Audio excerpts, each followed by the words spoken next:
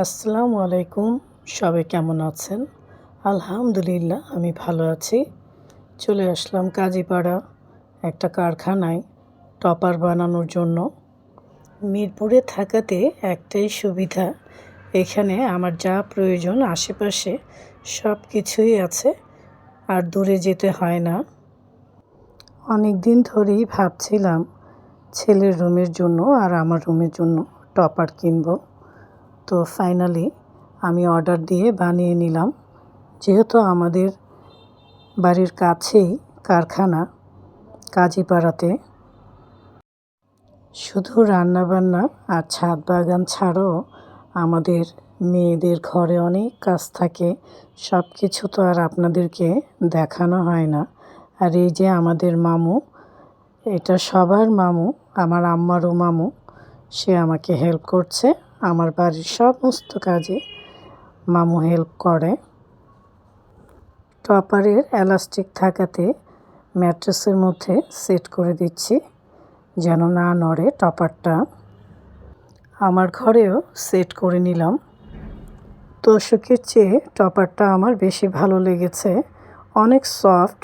এবার শীতে আমার ছেলে খুব আরাম করে ঘুমাবে। এই তো ছেলের ঘরে একটা চাদরও বিছিয়ে দিলাম। অ্যাকচুয়ালি আমি সারাদিন কী করি তাই আপনাদেরকে দেখানোর চেষ্টা করছি। এখন চলে গেছি বাজারে মাছ কেনার জন্য।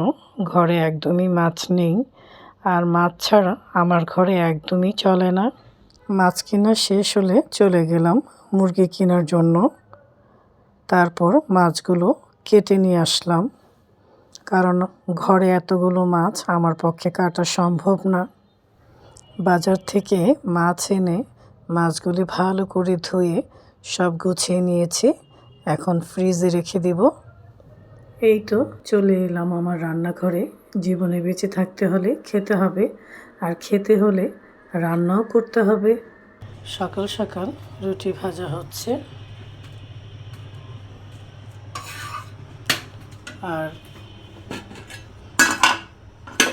খিচুড়ি বসিয়ে দিয়েছি, মটরশুঁটি দিয়েছি।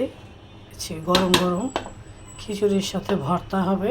একদিকে রুটি ভাজা হচ্ছে, আরেকদিকে খিচুড়িটাও রান্না হয়ে গেছে। শীতের মধ্যে এখনও তেমন শীত পড়েনি, তারপরও খুব খেতে ইচ্ছে করছে।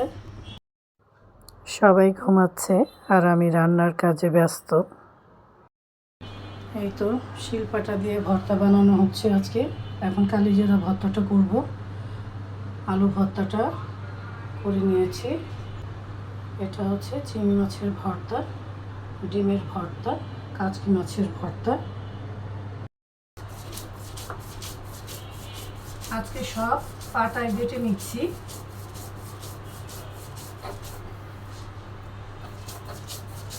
পাটায় বাটা ভর্তাটা সবসময়ই ভালো লাগে। পাটায় ভর্তা করে খাওয়ার মজাই আলাদা।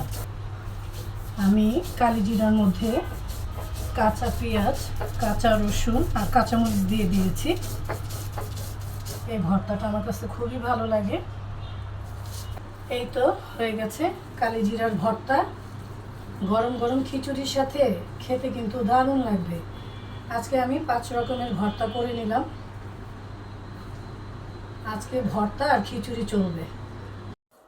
সকাল সকাল ভর্তা খিচুড়ি করে নিলাম, আবার আম্মার জন্য পাঠাবো। এই তো সবগুলো ভর্তা দিয়ে খিচুড়িটা বেড়ে নিলাম। আজকে খুব মজা করে খাওয়া হবে। ঘরের সব কাজ শেষ হলে চলে যাই ছাদে। সবাই ভালো থাকবেন, সুস্থ থাকবেন।